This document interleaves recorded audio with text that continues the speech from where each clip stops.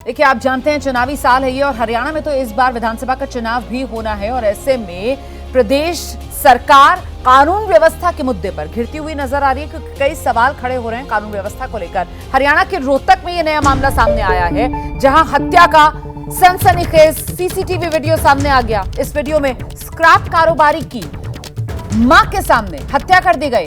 गुरुग्राम के कारोबारी बताए जा रहे हैं। 29 फरवरी को रोहतक के लखन माजरा में होटल से परिवार के साथ निकल रहे थे और इसी दौरान सफेद कार में हमलावर आए, ताबड़तोड़ फायरिंग कर दी। गोलियों की आवाज सुनकर मां भी दौड़ी। वो चीखती रही, चिल्लाती रही, लेकिन उन्हीं की आंखों के सामने बेटे की हत्या।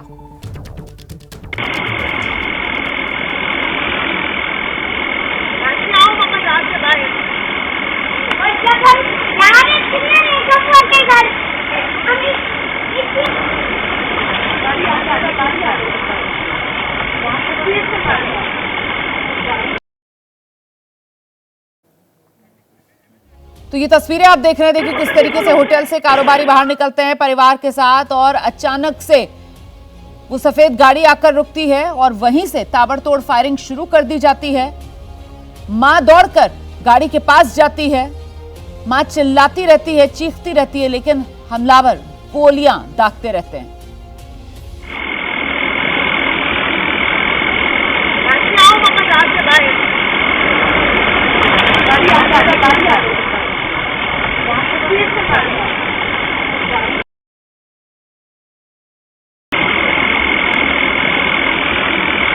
मैं ये वीडियो आपको एक बार फिर से दिखाती हूँ। देखिए, ये जो इस वक्त आप देख रहे हैं ये वो कारोबारी जो होटल से बाहर निकलते हैं, वो आगे आगे निकल जाते हैं और जाकर अपनी गाड़ी में बैठ जाते हैं। पीछे से जितना इन तस्वीरों को देखकर अंदाजा हो रहा है शायद पत्नी बच्चों को लेकर फिर बाहर आती हैं और सबसे आखिर में मां निकलती हैं। कारोबारी पहले ही निकल गए थे, जाकर वो गाड़ी में बैठ गए थे। ड्राइवर सीट पर यकीनन वो बैठे होंगे, परिवार को बाहर लेकर आए थे और ऐसे में वो सफेद गाड़ी जो पीछे से आती है जिसमें हमलावर बताए जा रहे हैं वो आकर ताबड़तोड़ निशाना साधती है गुरुग्राम के इस कारोबारी पर जो रोहतक में था परिवार के साथ।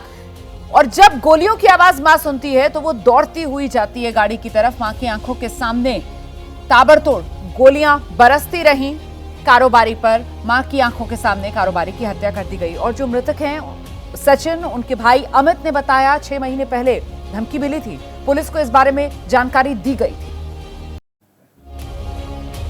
और इस बीच सचिन ने अपने दोस्त दीपक से भी धमकी मिलने की बात कही थी। सचिन ने धमकी की बात के बाद आना जाना भी कम कर दिया था उस इलाके में। हमले में सचिन की मां को भी चोट आई। गैंगवार, ये गैंग का ही कोई काम लग रहा है क्योंकि गैंगवार से ही फोन आया था इनको 6 महीने पहले। अब वो कौन थे ये नहीं बताया, इनको बस फोन आया था गुमनाम। इन्होंने उसके पर्पस के लिए एसीपी से गुड़गांव से मिले भी थे, उनको उन्होंने कंप्लेंट भी दी। तो जान को कोई खतरा था ऐसा उन्होंने कभी आपसे ये बात शेयर हाँ, ये शेयर करी थी कि मेरे को जान से खतरा है, मुझे फोन आते हैं। उन्होंने अपने नंबर चेंज कर दिए थे तो मैं घर पे गया था, तभी मैंने उससे बात हुई थी। मैंने कहा भाई आपने नंबर क्यों चेंज करा, मैं तो कई दिन से फोन कर रहा हूँ। तो उसने कहा कि मेरे सारे फोन पे कहीं ना कहीं से मैसेज या फोन आ रहे इसलिए मैंने फोन चेंज कर दिया। ये कब की बात है जब उन्होंने आपको ये बात ये तकरीबन बात है आपके अगस्त से पहले की बात है। तो ये जो हरियाणा के रोहतक में वारदात को अंजाम दिया गया है इस पर कांग्रेस ने बीजेपी को घेरा है। हरियाणा में कानून व्यवस्था फेल, ये कहना है कांग्रेस पार्टी का। आरोपियों की तुरंत गिरफ्तारी हो। हरियाणा में डबल इंजन की सरकार फेल हो गई है। कांग्रेस सीधे निशाना बीजेपी पर साध रही है। हरियाणा के गृह मंत्री अनिल विज के इस्तीफे की मांग कांग्रेस की तरफ से की जा रही है। मेरे साथ आलोक शर्मा जी हैं, कांग्रेस पार्टी के राष्ट्रीय प्रवक्ता हैं। एक और हत्याकांड हरियाणा में सामने आया है सर, आप इस पर क्या कहना चाहेंगे और क्या मांग करेंगे? जहां जहां डबल इंजन की सरकार है वहां पर पूरी तरह से तांडव हो रहा है।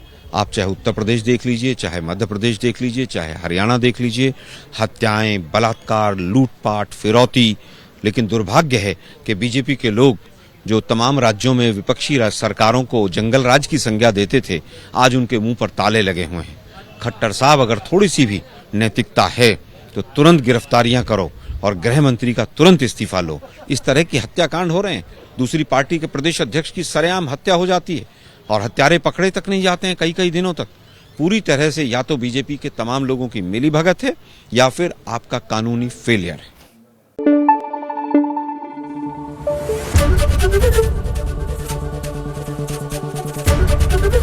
एबीपी न्यूज आपको रखे आगे।